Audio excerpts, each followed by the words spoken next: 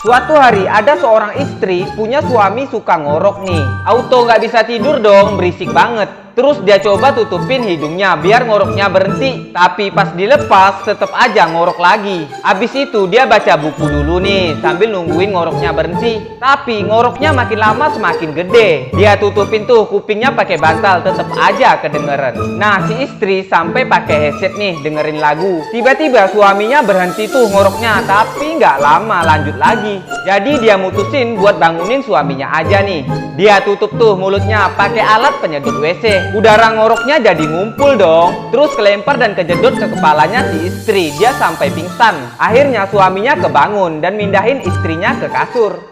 Malah gantian istrinya yang ngorok adek.